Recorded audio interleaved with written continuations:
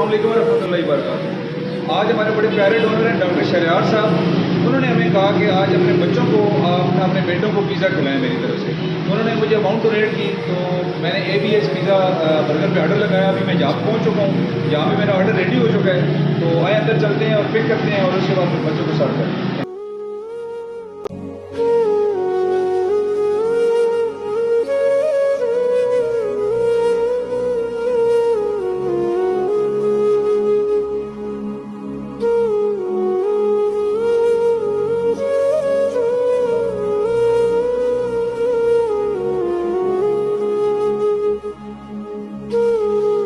Doctor साहब, आपका pizza मतलूबा मकाम तक पहुंच गया है। अभी हम इसको डिस्ट्रीब्यूट कर रहे हैं।